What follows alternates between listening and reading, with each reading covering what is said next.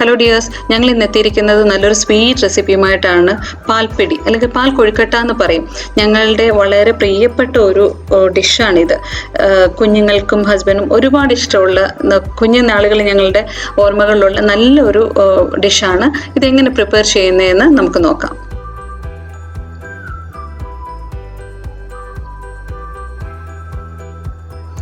ആദ്യം തന്നെ ഒരു പാൻ വെച്ചിട്ട് അതിലേക്ക് 1 കപ്പ് ഗോതമ്പ് പൊടിയാണ് ഞാൻ എടുത്തേക്കുന്നത്.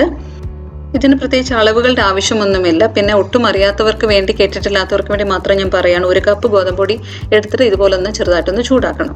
അപ്പോൾ ഒരുപാട് മൂത്ത് പോകേണ്ട ആവശ്യമില്ല. തീ ലോ ഫ്ലെയിമിൽ തന്നെ വെച്ചിട്ട് തന്നെ നിങ്ങൾ ചെയ്യുക, അല്ലെങ്കിൽ പെട്ടെന്ന് കരിഞ്ഞു പോകും.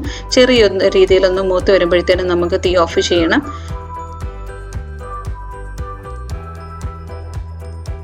ഇത് ഏകദേശം ആയിട്ടുണ്ട്.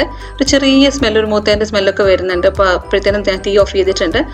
അപ്പോൾ ഇനി ഇത് പെട്ടെന്ന് തന്നെ നമ്മൾ വേറൊരു പാത്രത്തിലോട്ട് മാറ്റണം. ഇതിൽ ഇരുന്ന് കഴിഞ്ഞാൽ പെട്ടെന്ന് തന്നെ ഒരുപാട് മൂത്ത് പോകാൻ സാധ്യതയുണ്ട്. അതുകൊണ്ട് ഈ ചൂടത്ത് വെച്ചേക്കാതെ ഒരു പാത്രത്തിലോട്ട് മാറ്റാം. മാവൊക്കെ കുഴയ്ക്കാൻ പറ്റുന്ന അതുപോലത്തെ പാത്രത്തിലോട്ട് വേണം ഇത് മാറ്റാൻ. ആയിട്ടുണ്ട്.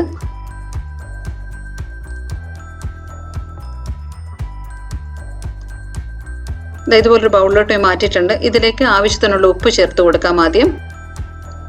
കുറച്ച്, ഒരല്പം കൂടെ മതി. ഇത് നന്നായിട്ടൊന്ന് മിക്സ് ചെയ്തിട്ട് അല്പം പഞ്ചസാര ചേർക്കണം. 1 സ്പൂൺ പഞ്ചസാര ആവശ്യമുള്ളൂ. ചേച്ചി ഒരു സ്പൂണിങ് എടുത്തേ.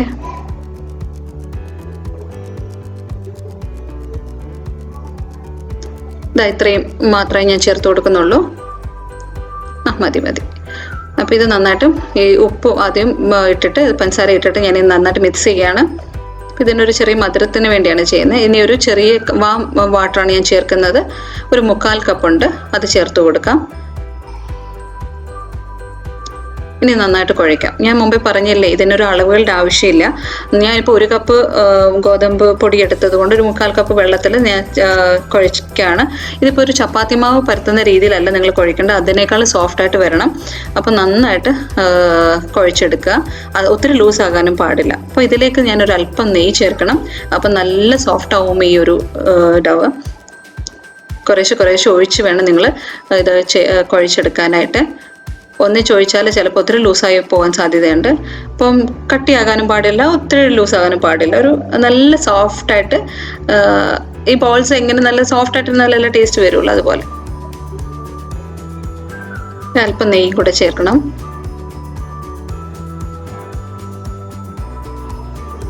ഇത്രയും മാത്രം നെയ്യ് ചേർത്ത് കൊടുക്കുകയാണ്. ഇതൊരു ചേർക്കുമ്പോഴത്തേനും നല്ല നമ്മുടെ ഡവ് നല്ല സോഫ്റ്റായിട്ട് വരും. ഇനി നന്നായിട്ട് മിക്സാക്കി എടുക്കാം, കുഴച്ചെടുക്കാൻ പോവാണ്. ഇപ്പോൾ റെഡി ആയിട്ടുണ്ട്. കണ്ടില്ലേ, ഇതാണ് ആ മാവിൻ്റെ പരുവം, ആ ഒരു ഡവിൻ്റെ പരുവം. അപ്പോൾ ഈ ഒരു രീതിയിൽ വേണം നമ്മൾ ചെയ്തെടുക്കാനായിട്ട്. നല്ല സോഫ്റ്റ് ഡവാണ് കേട്ടോ. നമ്മൾ കയ്യിൽ പിടിക്കുമ്പോഴത്തേന് ഇത്രയും സോഫ്റ്റായിട്ടുള്ള ഒരു ഇതുണ്ട്, കണ്ടില്ലേ. ഈ ഒരു രീതിയിൽ നല്ല ഒരു സ്മൂത്ത് ഡവായിട്ടാണ് ഞാൻ എടുത്തേക്കുന്നത്. അപ്പോൾ ഈ ഒരു സോഫ്റ്റ്നെസ്സിൽ ഞാനിത് കുഴച്ചെടുത്തിട്ടുണ്ട്. ഇനി നമുക്ക് ചെറിയ ചെറിയ ബോൾസ് ആക്കി എടുക്കണം. കുഞ്ഞു ടൈനി ബോൾസ് ആക്കി എടുത്ത് നമുക്ക് വെക്കാം. ഈ ഉരുളകളുടെയൊക്കെ വലിപ്പമൊക്കെ നിങ്ങൾക്ക് നിശ്ചയിക്കാം. അപ്പോൾ ഞാനൊരു ചെറിയ രീതിയിൽ തന്നെ ചെയ്തെടുക്കുകയാണ്. ഇതുപോലെ ഉരുട്ടി ഞാൻ എല്ലാം മാറ്റി വയ്ക്കുക. 1 by 1 ആയിട്ട് ഇതെല്ലാം ഉരുട്ടി ഞാൻ വെക്കുകയാണ്. ഇതൊന്നും വെച്ചേക്കേണ്ട കാര്യമില്ല. നമ്മൾ ഉരുട്ടി വെച്ചിട്ട് നമ്മൾ ഇത് വേവിച്ചെടുക്കാൻ പോവുകയാണ്.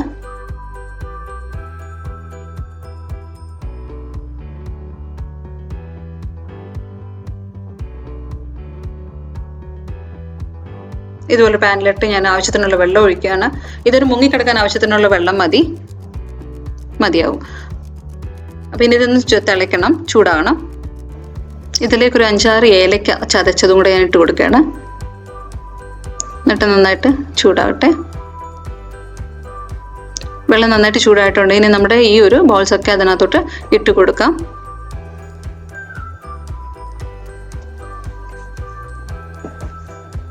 ഇതിപ്പോൾ നല്ല തിളക്കാറായ വെള്ളം ആയതുകൊണ്ട് ഇതൊക്കെ ഇടുമ്പോഴത്തേനുണ്ടല്ലോ പെട്ടെന്ന് തന്നെ ഈ ഉരുളകളൊക്കെ വേവാനായിട്ട് തുടങ്ങും. അപ്പോൾ ഒട്ടിപ്പിടിക്കില്ല. ഇതൊന്ന് അടച്ചു വെക്കാം. പെട്ടെന്ന് തന്നെ ഇളക്കരുത്. ഒരു 2 മിനിറ്റ് കഴിയുമ്പോഴത്തേന് ഇളക്കുമ്പോഴത്തേന് സെപ്പറേറ്റ് ആയിട്ട് വരും. ആദ്യം തന്നെ ഇളക്കിയാലുണ്ടല്ലോ ഇത് മിക്സ് അത് വെള്ളത്തോട് ഇങ്ങനെ ഷേപ്പൊക്കെ മാറി വല്ലാണ്ടാവും. അപ്പോൾ ഇതിപ്പോൾ വെന്തിട്ടുണ്ട്. ഇതിലിട്ട് ഞാൻ 2ാം പാൽ ഒഴിച്ചു കൊടുക്കുകയാണ്. ഒരു 1.5 കപ്പ് 2ാം പാലാണ് ഞാൻ ഒഴിച്ചു കൊടുക്കുന്നത്. അതുകൂടെ ഇട്ടിട്ട് നമുക്ക് നന്നായിട്ട് ഇളക്കാം. ഇപ്പോൾ ഇളക്കുമ്പോൾ കണ്ടില്ലേ ഇത് നന്നായിട്ട് വെന്തിട്ടുള്ളത് കൊണ്ട് അങ്ങോട്ടും ഇങ്ങോട്ടും ഒട്ട് പിടിക്കുക ഒന്നും ചെയ്യുന്നില്ല. ഒരു 2 ടേബിൾ സ്പൂൺ തേങ്ങാപ്പാൽ 2ാം പാൽ ഞാൻ മാറ്റി വെച്ചിട്ടുണ്ട്. ഇതിലേക്ക് ഞാനൊരു 3 ടേബിൾ സ്പൂൺ പഞ്ചസാര ചേർക്കുകയാണ്. പഞ്ചസാരയൊക്കെ നിങ്ങളുടെ ഇഷ്ടത്തിനാണ് ചേർക്കേണ്ടത്. ഇതിന് ഞാൻ മുമ്പേ പറഞ്ഞ പോലെ പ്രത്യേകിച്ച് അളവുകളൊന്നുമില്ല. ഇതിപ്പോൾ തേങ്ങാപ്പാൽ അല്പം കൂടിയാലോ അല്പം കുറഞ്ഞാലോ ഒന്നും ഇത് ടേസ്റ്റിന് വ്യത്യാസം വരുത്തില്ല. നല്ല ടേസ്റ്റായിട്ട് തന്നെ കിട്ടും. നിങ്ങളത് ചെയ്ത് നോക്കുമ്പോൾ നിങ്ങൾക്ക് മനസ്സിലാവും.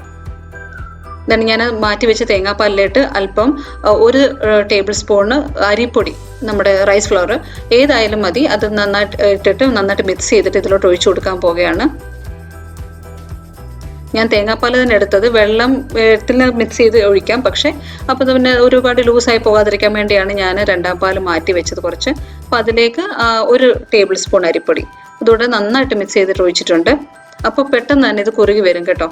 ഇത് അരിപ്പൊടി തന്നെയാണ്, ഈ മിക്സ് ഞാൻ ബാക്കിയുള്ളത് ഒഴിച്ചു കൊടുത്തതാണ്.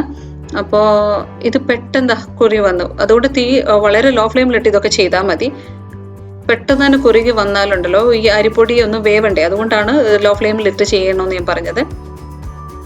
ഇപ്പോൾ നന്നായിട്ട് കുറുകി വന്നിട്ടുണ്ട്. ഇതിലേക്ക് 1ാം പാൽ ഒഴിച്ചു കൊടുക്കുകയാണ്. ഇനിയിപ്പോൾ നിങ്ങൾക്കറിയാലോ തിളയ്ക്കാൻ പാടില്ല. 1ാം പാൽ ഒഴിക്കാതെ തന്നെ ഇതിന് നല്ല ടേസ്റ്റാണ് കേട്ടോ. 1ാം പാലോട് ഒഴിക്കുമ്പോഴത്തേന് കൂടുതൽ ടേസ്റ്റ് നമുക്ക് കിട്ടും, അത്രേ വ്യത്യാസമുള്ളൂ. ഇതിന് തിളയ്ക്കാൻ പാടില്ല. ഞാൻ തീ ഓഫ് ചെയ്ത് കൊടുക്കുകയാണ്. ഇപ്പോൾ മധുരമൊക്കെ നിങ്ങൾക്ക് നോക്കാം. ഞാൻ ഇടയ്ക്ക് ഉപ്പിട്ട് കൊടുത്തിരുന്നു, അതിൻ്റെ വീഡിയോ സ്കിപ്പായി പോയിട്ടുണ്ട്. 1 നുള്ളു ഉപ്പിട്ട് കൊടുത്താൽ മതി, ആ മധുരം ഒന്ന് ബാലൻസ് ചെയ്ത് കിട്ടാൻ. ഇതിലേക്ക് ഞാൻ ആവശ്യത്തിനുള്ള നെയ്യ് ഇട്ട് കൊടുക്കുകയാണ്. 1 സ്പൂണ് നെയ്യ് ഒഴിച്ചു കൊടുക്കുകയാണ്. ഇതാണ് ഇതിന് നല്ല ടേസ്റ്റ് കൊടുക്കും, ഈ നെയ്യ് ഒഴിക്കുന്നത്.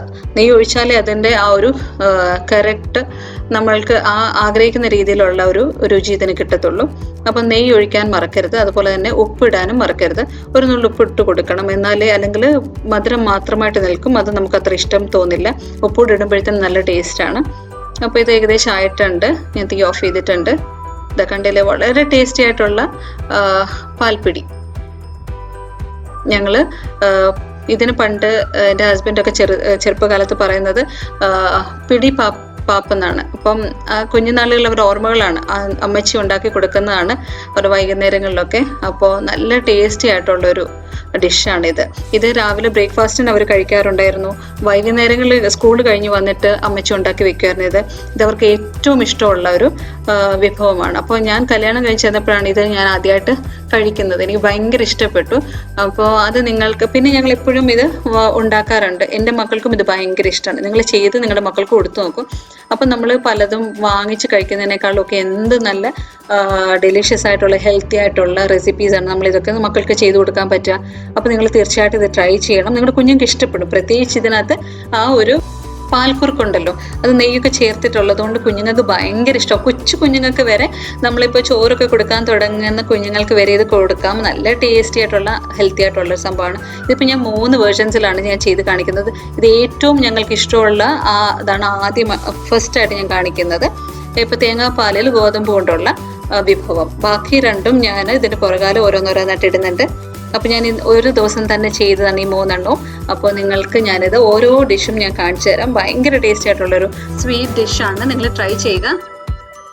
ഞാനെപ്പോഴും പറയുന്ന പോലെ തന്നെ ഞങ്ങളുടെ പ്രിയപ്പെട്ട റെസിപ്പീസാണ് നിങ്ങൾക്കായിട്ട് ഞാൻ ഇട്ട് തരുന്നത്. അപ്പോൾ അടുത്ത വിഭവമായി ഞങ്ങൾ ഉടൻ വരുന്നു. Bye from JNJ food world.